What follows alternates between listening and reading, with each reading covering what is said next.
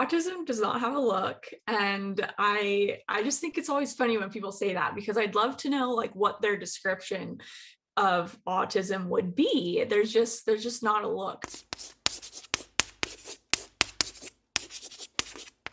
Hey everyone, my name is Kerry Margo, a professional speaker and author. I have autism and also dysgraphia, and I'm really excited to be here with a very special guest. Her name is Olivia Hops. She is a 25-year-old autistic entrepreneur from San Diego, California. We're going to deep dive into some of the things that she's currently doing today for a podcast called Stories from the Spectrum: Content by and for a neurodiverse world. Olivia, thanks so much for joining us today.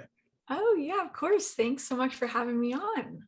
So Olivia, there are obviously so many misconceptions in the autism community, and a lot of the times people say things that they really shouldn't be saying. Oh well, you must be really high functioning, like, oh, you don't look it, and then so you must be really high functioning, which is kind of a backhanded compliment in my opinion. I'm sure you agree, because they're basically saying, oh, okay, you have autism, but it must not be that bad. It must not affect you that badly because you can appear so normal, even though they have no idea that we're masking and everything that we go through. So that's, the next one that can be, pretty irritating for sure. Another thing I'd say, number 3 would be don't ask if we were vaccinated as a child. It's kind of a personal question. It's like, it's like, even regardless of autism, who is like brings that up, especially with COVID-19. It's like, we're not going, it's like, have you been vaccinated? Have you got the booster? Blah, blah, blah. Right. I know it's a medical question. It's personal, it's private. And obviously there's no research linking being vaccinated with having autism. I don't even know how that got started really. But yeah, it's just kind of silly and shows that they're very uneducated. And it's just like I always say, my mom says too, like I came out how I am, like no external factor like changed me along the way. Yeah. So don't do that. Number 4, I'd say don't let's see, I'm trying to think of another bad one. Yeah, there's some crazy ones out there in our community. You hit 3 really good ones. I mean, Yes. Oh, go ahead. Oh, no. Another one is when they say like, oh, you must have been misdiagnosed. Like you need a second opinion. Like, okay, you're not a doctor and you know nothing about me. Or if you do, it's just what I'm presenting to you on purpose, because I can mask so well. So yeah, those are definitely irritating ones. Do you have a 5th one that I've missed that is really bad? Yeah, I mean, you hit the nail on the head. I mean, I think all 4 of those, I mean, make a lot of sense. I think other than that, it's like the whole sense of like, oh, you have autism, but you look so normal. And I just think to myself, like, what is normal supposed to look like? What are we supposed to do with that conversation? Exactly. But yeah, so no, I absolutely agree. So Olivia, so obviously there's so many things you shouldn't say, but there are also some great, like, I mean, there's some great books, there's some great films out there in our autism community coming out today. The entertainment world is kind of really seeing autism and being able to highlight a lot more, especially right now in 2022. What are some of like your recommendations? What is something you're reading right now? Maybe like, just tell me a little bit about that. Yeah, so when I first discovered that I may be autistic, the first thing I did was order a book called Asperger by Rudy Simone. Really awesome book. I really liked it. It was a very easy read. Olivia, who are some advocates you currently look up to in the community? Are there anyone that you're following on social media maybe? Tell me a little bit about that. Yeah, well, first and foremost, I follow you, and you're, of course, one of my favorite advocates. What you do is incredible, and I mean it. It's not just because you're interviewing me. I completely mean it. I love always getting to chat with you. You're so knowledgeable, and so you're awesome. So very much you. I also follow some YouTubers that I really like. I follow someone, I'm not even sure what her real name is. I mean, possibly, let's see. Her YouTube, it's really grown. It's one of the first YouTube channels that actually watched when I first thought that I may have autism. And she goes by the name, her name's Sam. Is Lumen. Her name's Sam. Yo Sam D Sam, and cool. She is British, but she lives in the Netherlands, I believe, and she's awesome. She's super valuable information and videos, and she does a lot about girls on the spectrum. Another YouTuber, the Aspie World, his name's Dan. He's super awesome, and he talks, he has, yes, he's awesome. So, and he has a lot of resources on girls too, which is awesome. And then somebody that I'd like to mention is a YouTuber, and unfortunately he passed away, and just in December. But I'd love to mention him because his videos were some of the first that I watched as well when I first discovered that I may be autistic, and he really inspired me to go down the diagnosis path and start my own YouTube. And his name was Indie Andy on YouTube, and he's from England as well. So his videos are still up and super resourceful and amazing. So I highly recommend checking him out. I kind of mentioned before we jumped on about girl autism. So talk a little bit about just like what you're hearing about in the community and why this is such a popular topic right now. Yeah, I think it's such a popular topic because finally more and more women and girls are getting diagnosed, and it's become a buzz topic because we're finally realizing, you know, what autism really looks like in girls, and like, oh, holy moly, we've really missed a lot of now grown women that grew up their whole lives and have lived their whole lives without knowing that they were autistic, how their brain works. And, you know, I get comments on my YouTube videos all the time from people, or women specifically, of all ages, getting diagnosed in their 60s or 70s, 80s. And it's like, that's so awesome. But it's also really frustrating and sad because these women had to live their whole lives without knowing.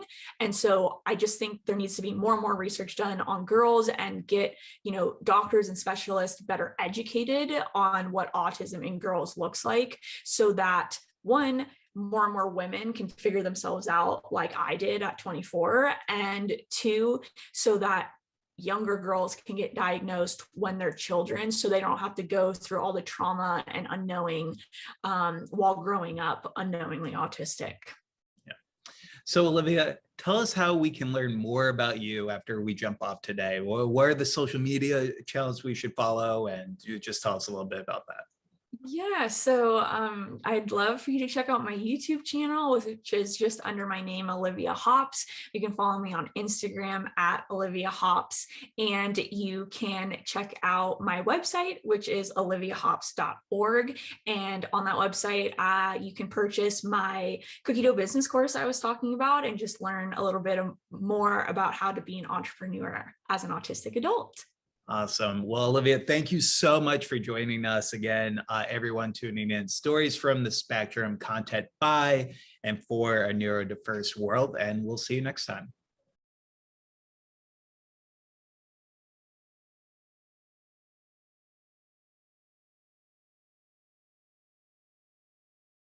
When I was a kid, it seemed like everything I did was something that no one quite understood. I'm a grown man now, but I still feel somehow. Sometimes it seems my efforts are no good, 'cause I act as goofy as I did back then. But I know there are concepts I comprehend that are too complex for the average mind. And that is why sometimes I find I need some way to identify who I am. Asperger's, it's a funny sounding word. Asperger's, it might seem absurd. Asperger's, and from what I've heard, it might mean that I'm a nerd, but I live with it, and that's the way I always wanted to be. Sometimes I'm kinda shy, other times I'm a talkative guy. Oh, you never know what you're gonna get. Sometimes what I say might not seem so great, but hey, why waste your life always living with regret? 'Cause I want sometimes to be part of the crowd, but I think individuality should be allowed. If I wanna have a little fun, who says I can't hang around with someone? 'Cause now I know just who I'm meant to be. Asperger's, it's a funny sounding word. Asperger's, and it might seem absurd. Asperger's, and from what I've heard, it might mean that I'm a nerd, but I live with it, and that's the way I always wanted to be. It's been a long, long road, but it's all I've ever known. I've been reaching for the sky for years and years, but I still don't feel quite fully grown. Asperger's, it's a funny sounding word. Asperger's, it might seem absurd. Asperger's, and from what I've heard, it might mean that I'm a nerd, but I live with it, and that's the way I always wanted to be. Yeah, yeah, yeah, yeah, yeah. Asperger's, it's a funny sounding word. Asperger's, it might seem absurd. Asperger's, and from what I've heard, it might mean that I'm a nerd, but I live with it, and that's the way I always wanted to be.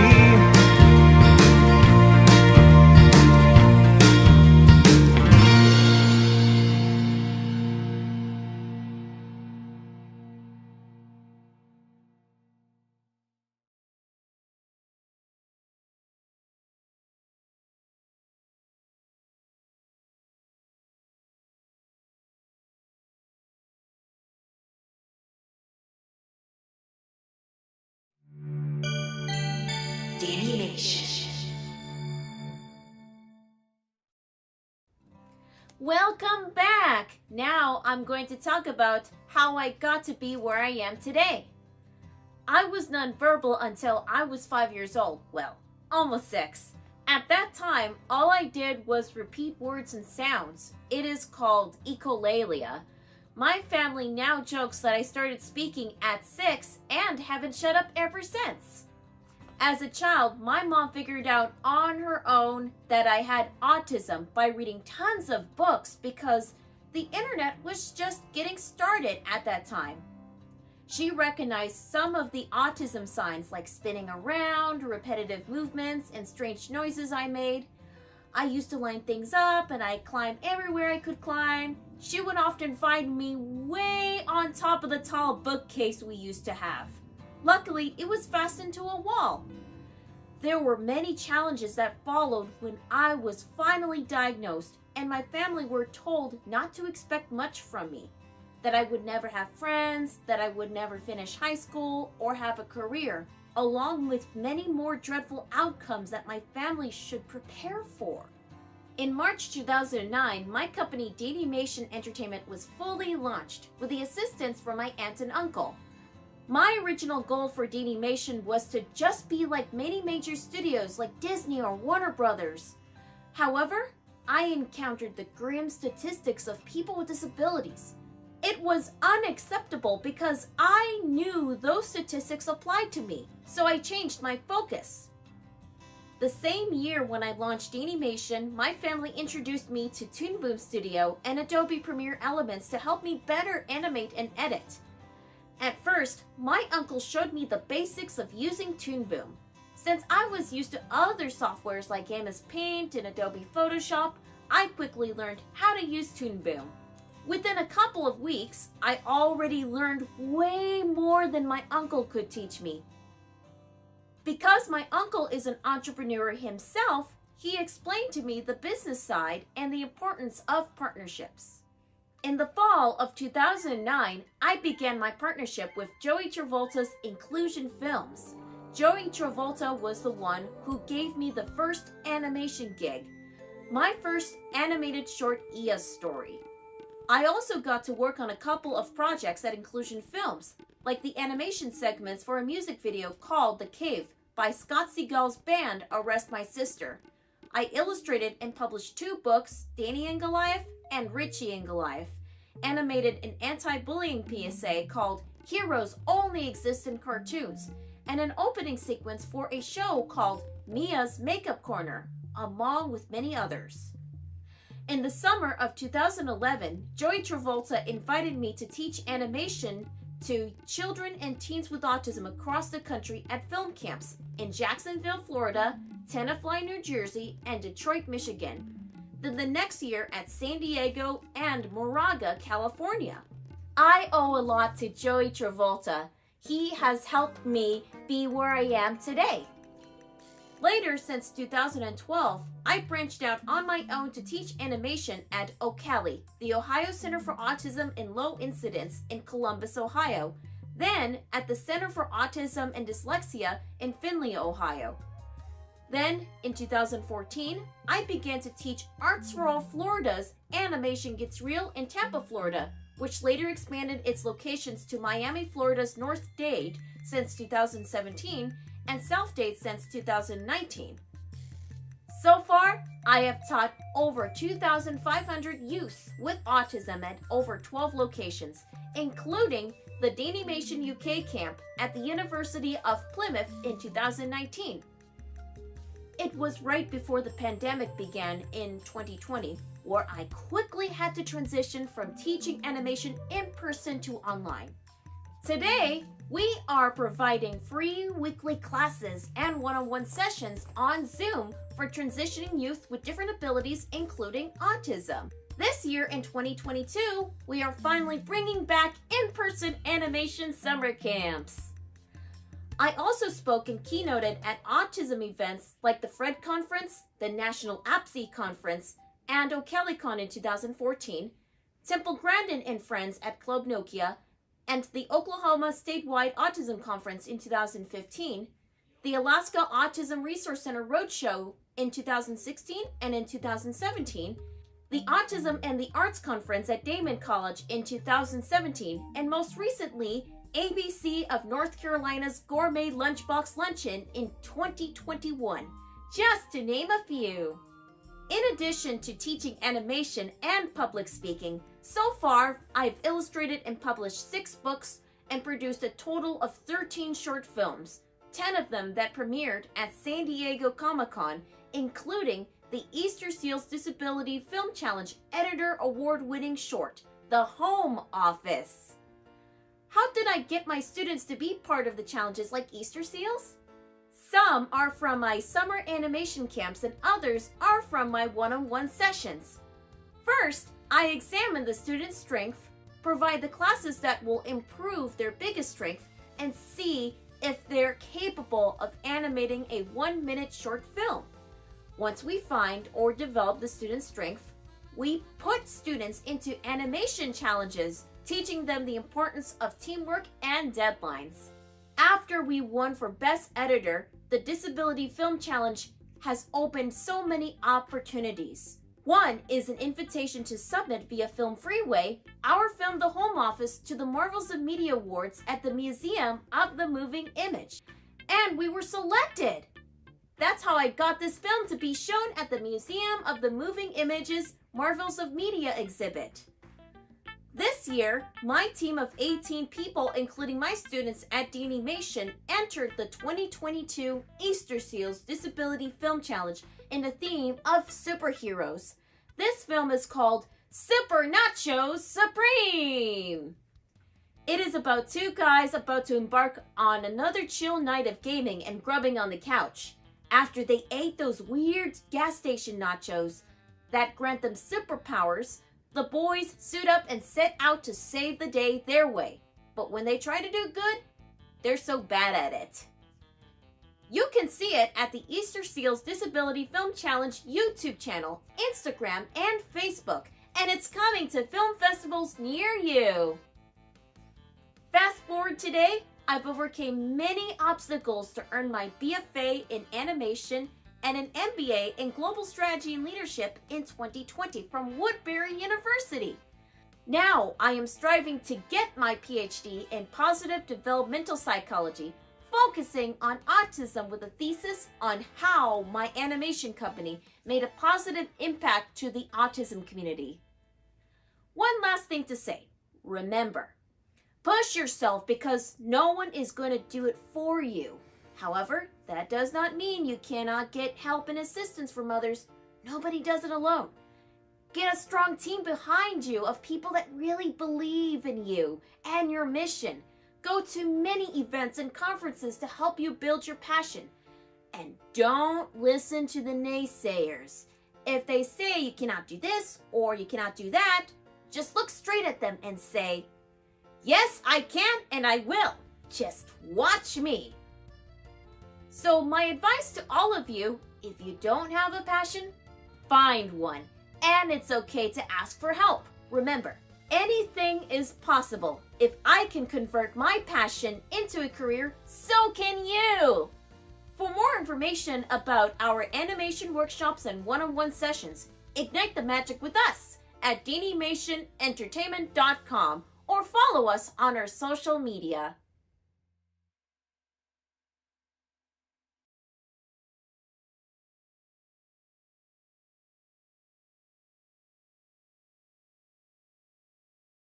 Hi, my name is Ian. My dream is to work for Disney one day.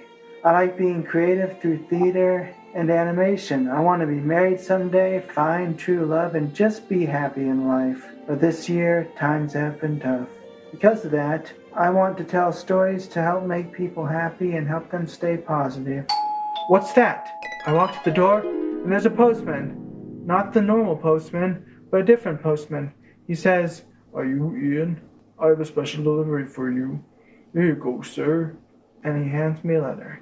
"I think things are going to look up for you soon," he says, and winks. The envelope reads, "Your happiness awaits." I open up the envelope and out drops a beautiful stylus. As I hold it, I feel ideas beginning to flow through me. I start drawing, and once I've started, I can't stop. My stories begin to come to life and inspire me. This is what makes me happy. Watch out, world. Here comes happiness.